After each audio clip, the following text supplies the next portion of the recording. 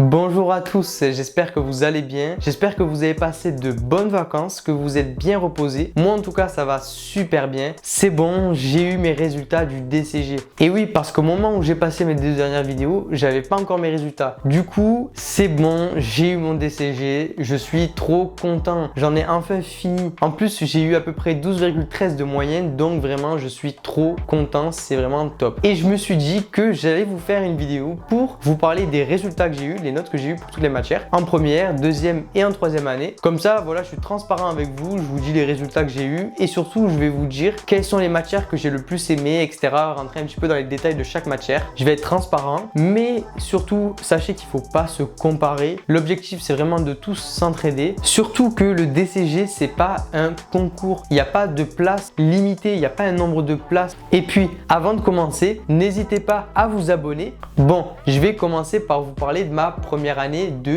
DCG. Bon, commençons par l'économie. Alors en économie, j'ai eu 10, donc c'est correct. Honnêtement, je m'attendais un petit peu à plus, mais je pense que je suis passé un petit peu à côté de la dissertation. Donc c'est vrai que la dissertation, c'est assez difficile. Des fois, vous pouvez aller en hors sujet. Donc c'est sur ce point qu'il faut faire attention. Après, il y a des questions de cours. Donc dans ce cas-là, après, vous savez ou vous savez pas votre cours. En tout cas, au niveau de l'économie, c'est une matière que j'ai trouvée très intéressante. En fait, en économie, vous allez voir vraiment plein de choses. Vous allez travailler sur les lois du marché. Vous allez voir au niveau du consommateur, au niveau donc de l'offre, la demande. Vous allez travailler sur la bourse aussi un petit peu. Vous allez comprendre un peu les bulles spéculatives, les crises boursières. Avec les crises aussi, vous allez parler de la crise pétrolière. En tout cas, moi, cette matière, elle m'a plu et je considère que c'est une matière un peu culture générale. C'est-à-dire que voilà, c'est une matière en plus qui va vous servir à avoir de la culture en économie. Vraiment, ça sert toujours, on va dire. Moi, par exemple, il y a quelque chose qui me revient en tête en économie qui est assez intéressant, je trouve, c'est le dilemme qu'il y a entre l'inflation et le chômage. En fait, si vous voulez, si vous tentez de réduire le chômage, vous allez forcément entraîner une hausse de l'inflation. L'inflation, en fait, c'est la hausse des prix. Donc, vous réduisez le chômage, ça entraîne une hausse de l'inflation. Vous combattez l'inflation, vous essayez de réduire l'inflation, ça va augmenter une hausse du chômage. Ensuite, du coup, j'ai passé espagnol. Donc, espagnol, c'est l'option LV2 que j'ai choisi de prendre, mais vous n'êtes pas obligé de prendre cette option. Et du coup, en espagnol, j'ai eu 11,5, donc ça va, j'étais plutôt content. À savoir, du coup, que cette option, comment ça marche? En fait, simplement, vous pouvez choisir de prendre cette option. Et si vous choisissez cette option, vous allez en fait avoir des points bonus pour tous les points que vous allez avoir au-dessus de 10. Et en fait, si vous avez en dessous de 10, ben en fait, ça vous compte pas de points en moins en fait. Donc en fait, cette matière, elle est bonus, c'est-à-dire que vous pouvez pas perdre de points, vous pouvez qu'en gagner. Donc c'est pour ça que je vous conseille de prendre cette option. Ensuite, en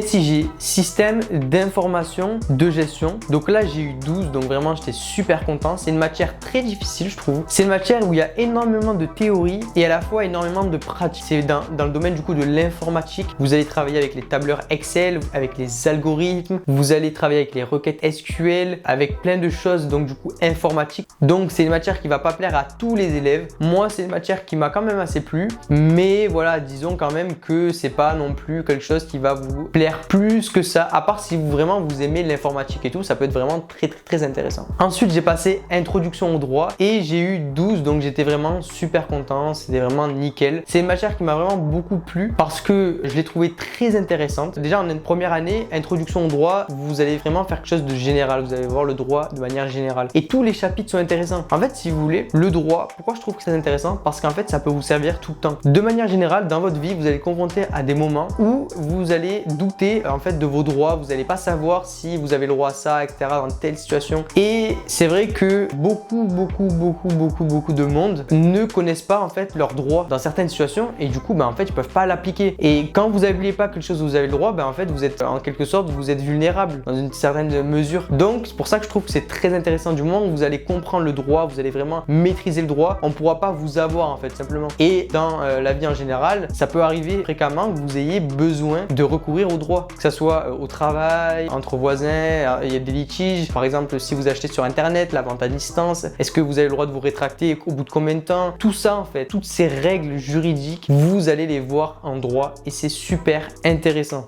Et du coup, il reste intro à la comptabilité. Ça s'est super bien passé. J'ai eu 13,25, donc vraiment, j'étais super content. D'ailleurs, je vous ai fait une vidéo sur le sujet. Intro à la comptabilité, du coup, c'est une matière qui m'a beaucoup plu. Vraiment, vous allez voir les bases en comptabilité, le débit, le crédit, le passif, l'actif. Vous allez voir quand même beaucoup de choses et franchement, c'est super intéressant. Vous allez avoir les bases en comptabilité et du coup, vous avez le plan comptable.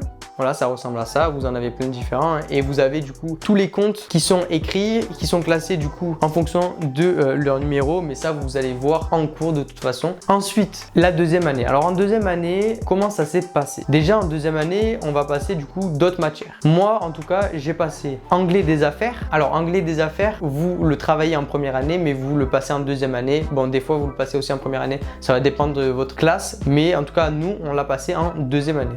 Ensuite, il y a compta approfondi, finance, droit fiscal et puis droit des sociétés. Alors, comment ça s'est passé au niveau de ces matchs? Donc, en anglais, j'ai eu 11,75, donc j'étais content. Donc, qu'est-ce que je peux vous dire sur l'anglais? Déjà, comme vous avez pu voir, c'est l'anglais des affaires. En fait, vous allez travailler dans le monde des affaires. Vous allez travailler sur le vocabulaire du monde des affaires, etc., etc. Vous allez apprendre à rédiger des lettres professionnelles, des emails. Donc, l'anglais, c'est une matière qui n'est pas très difficile, mais il faut bien comprendre la méthodologie parce que à l'examen, il y a une certaine méthodologie à suivre. Donc voilà, il suffit de réviser la méthodologie et ensuite d'apprendre le vocabulaire. Ensuite, j'ai passé compta approfondi. En compta approfondi, j'ai eu 6,5. Donc j'étais assez déçu. À savoir que c'est la seule note où j'ai eu en dessous de 10 dans le DCG. Alors je vais vous expliquer comment j'ai eu cette note. Alors déjà, la compta approfondi, c'est l'une des matières les plus difficiles du DCG. C'est celle qui a le plus bas taux de réussite. Ensuite, j'ai pas trop accroché avec les cours de la prof que j'ai eu en compta approfondi. Et d'ailleurs, j'étais pas le seul. On était beaucoup dans mon cas. Et c'est pour ça que les notes dans ma classe en compta approfondi, elles étaient super basses comparées aux autres matières. Je me suis acheté un livre de compta appro en troisième année pour du coup revoir la matière, la retravailler un petit peu. Et puis aussi, dernier point, c'est qu'il y a eu le Covid. Et oui, le Covid, il est arrivé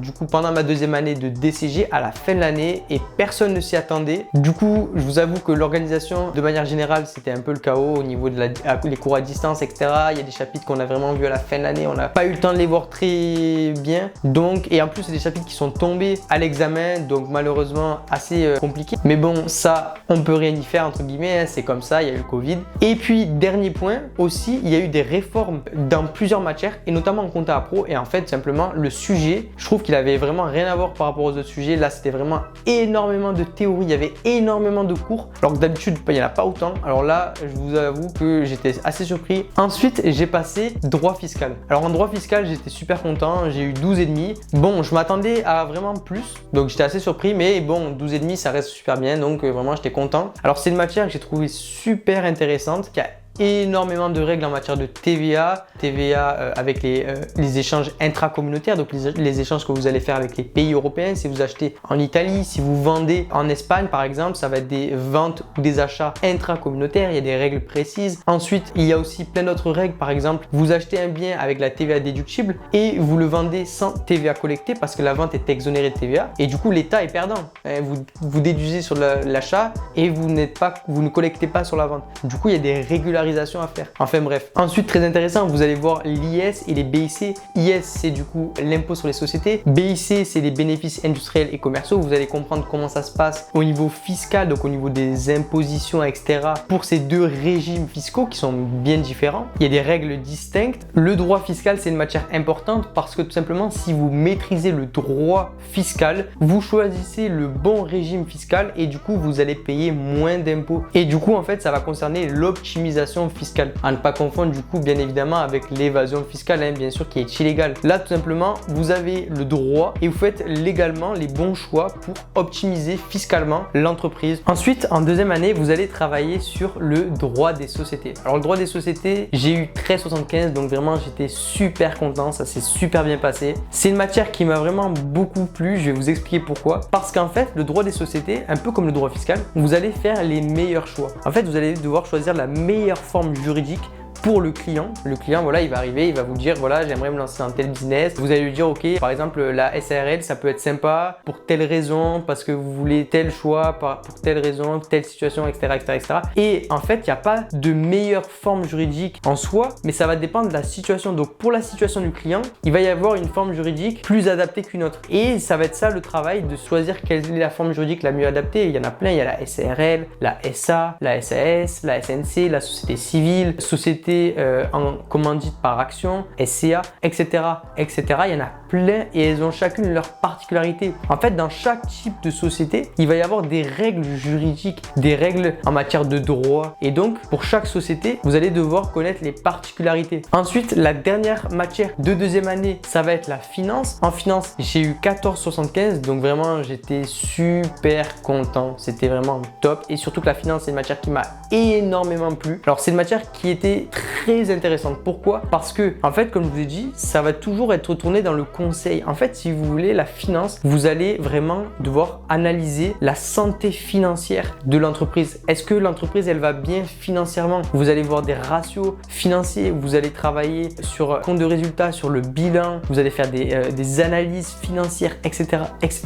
Vous allez faire des prévisions financières. Vous allez vérifier que, par exemple, le projet financier, il est rentable. Est-ce qu'un projet financier va être rentable ou pas? Qu'est-ce qu'il va générer comme résultat? Honnêtement, la finance, c'est super intéressant. D'ailleurs, je me suis servi de mes cours de finance pour simplement investir en bourse. Donc d'ailleurs, je vais vous sortir d'autres vidéos et même j'ai demandé des conseils à mon prof de finance. Donc je vous expliquerai tout en détail, mais c'était super intéressant. Donc la finance, c'est une matière qui va toujours pouvoir vous servir de manière générale, même si là, du coup, bien évidemment, ça va être pour du conseil auprès du client. Ben, ça peut toujours vous servir à vous. Comme je vous l'ai dit, par exemple, moi personnellement, je m'en suis servi à des fins personnelles. Ensuite, en dernière année, déjà comme je vous ai dit, là par exemple, en première et en deuxième année, j'avais à peu près 12 de moyenne dans les 2 années. Donc vraiment, la troisième année, c'était plus tranquille et c'est ce que je vous conseille de faire, vraiment travailler dur parce que la première et la deuxième année, c'est les années les plus dures. Après la troisième année, c'est beaucoup plus tranquille entre guillemets. Donc voilà, donnez-vous à fond, surtout en première et en deuxième année. Comme ça, vous allez être vraiment motivé pour la troisième année et vous serez plus serein. Voilà. Le rapport de stage, vous allez pouvoir le travailler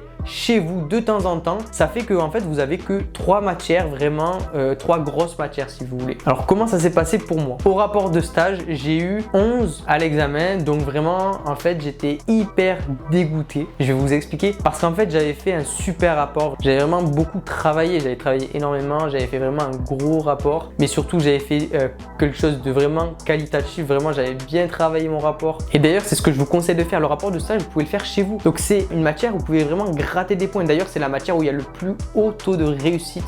Donc vraiment c'est la matière où vous devez gratter des points, vraiment. Donc concentrez-vous sur cette matière, soignez la présentation, faites un beau rapport, travaillez-le. C'est vraiment là où vous pouvez avoir vraiment des points en plus, sachant que toutes les matières sont coef 1. Donc vous pouvez avoir autant de points avec un rapport de stage qu'avec droit social par exemple. Donc vraiment donnez-vous à fond. Et pour vous dire en fait simplement, je suis tombé sur le pire jury de France. Vraiment c'est pas une blague, je vais vous expliquer. Le prof déjà il m'avait dit au niveau du rapport, vous pouvez tomber sur un jury qui vous met telle note et pour eux c'est comme ça en fait, il n'y a pas d'autre, ils vont vous mettre cette note et pour eux c'est bien. Et vous pouvez avoir un autre jury qui dit ben en fait non, le rapport il est très bien, ça mérite telle note. Donc en fait c'est très subjectif. Je vous explique, en fait il y a 2 jurys. Donc déjà il faut peu de chance pour que vous ayez 2 jurys mauvais entre guillemets. Et ben c'est ce qui m'est arrivé en fait. Je vous explique, j'étais en train déjà d'attendre mon jury le jour de l'examen. Je vois tous les autres élèves devant chaque porte qui attendent et je vois leur jury qui arrive. Les jurys, ils sont là,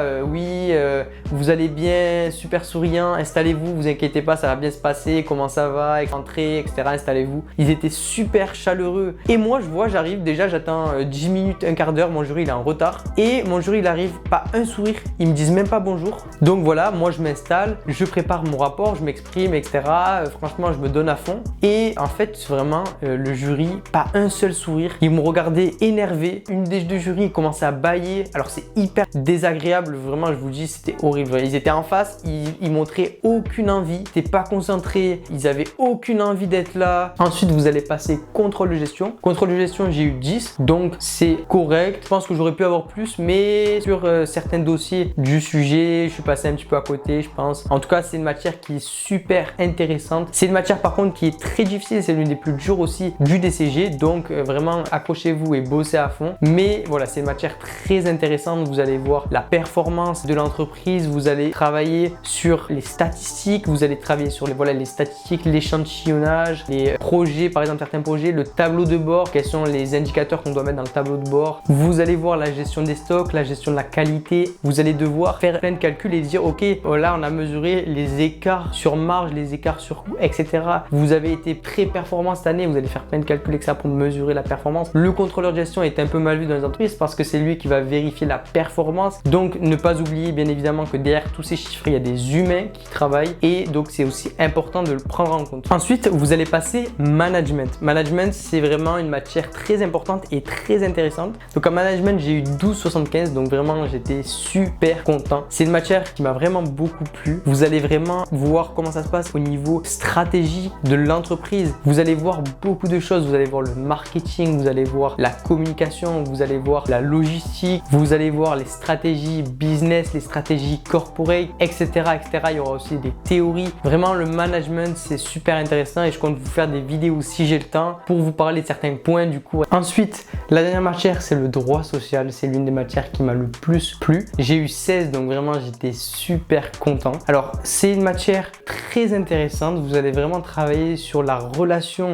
de travail entre le salarié et l'employeur. Vous allez travailler par exemple sur l'accident du travail, sur la grève, sur le contrat de travail. Il y aura par exemple le licenciement personnel. Ensuite, il y a le licenciement économique. En fait, simplement, pareil, toutes les matières de droit, ça va s'orienter vers le conseil que vous allez devoir apporter au client si vous allez jusqu'à l'expertise comptable. Parce que le client, par exemple, il va appeler le cabinet et va lui dire voilà, il y a un salarié qui ne travaille plus, il a insulté son supérieur, par exemple, quels sont les recours? Est-ce que j'ai le droit de le licencier, par exemple? Et parce qu'en fait, simplement, le client, lui, il ne s'y connaît pas forcément en droit. Donc, ça va être votre rôle, en fait, si vous allez jusqu'à l'expertise comptable, de le conseiller. Donc, c'est pour ça que moi, je considère le métier d'expert comptable un peu comme le médecin généraliste des entreprises. Pourquoi? Parce qu'il doit veiller à la santé de l'entreprise et dans toutes les situations. C'est pour ça qu'il est un peu généraliste, parce qu'il doit être bon en finance, il doit vérifier que l'entreprise, elle va bien financièrement, que son état financier est correct, que ses projets financiers sont rentables. Elle va vérifier la performance de l'entreprise, vérifier si elle a respecté ses engagements, ses objectifs, vérifier si elle exploite très bien ses ressources. Est-ce que les machines qu'elle utilise, elle utilise à bon escient en fonction des produits qu'elle veut vendre, etc., etc., etc. Tout ça, par exemple, ça va être un peu dans le côté gestion, mais voilà, finance, gestion, management. Vous pouvez conseiller sur la stratégie que l'entreprise va devoir adopter. Ça va dépendre d'une stratégie à l'autre. Vous allez devoir conseiller l'entreprise au niveau juridique. Voilà, dans telle situation, vous avez le droit de faire ça. Ça, par contre, c'est totalement interdit. Par exemple, travail dissimulé, 3 ans de prison, 45 000 € d'amende, etc., etc. Vous allez vraiment conseiller le client sur tous ces domaines. Sur la SIG, c'est un petit peu moins fréquent, je suppose, mais vous pouvez le conseiller sur la protection de ces données, le RGPD, c'est très important. La réglementation des données personnelles, le RGPD. Vous allez devoir décider quelle est la meilleure forme juridique à adopter. Vous allez lui conseiller sur le meilleur régime fiscal pour optimiser tout simplement ses impositions. Vous allez voilà l'accompagner, le conseiller. Donc c'est pour ça que l'expert comptable, c'est vraiment le bras droit du chef d'entreprise. C'est la première personne vers laquelle il va se tourner pour avoir du conseil. Donc voilà, on arrive à la fin de cette vidéo. J'espère que ça vous a plu. Honnêtement, j'essaie d'être transparent, de vous donner mon avis sur un peu toutes les matières. Bien évidemment, je peux pas faire trop non plus. C'est pour ça qu'après, je ferai d'autres vidéos pour vous donner plus de détails. Je vous expliquerai mes méthodes de travail. Franchement, j'espère que ça vous a plu. Moi, en tout cas, ça me fait plaisir de vous partager ces vidéos. Vous me faites énormément plaisir dans l'espace commentaire. Je vois beaucoup de commentaires bienveillants et tout. Ça me fait énormément plaisir. Donc, n'hésitez pas à commenter si vous avez des questions. Je réponds à toutes les questions. Si la vidéo vous a plu aussi, n'hésitez pas à commenter. Et n'hésitez pas à liker la vidéo si elle vous a plu, bien sûr. En tout cas, moi, ça me fait énormément plaisir. Donc voilà, je vous souhaite de bonnes fins de vacances. Reposez-vous bien.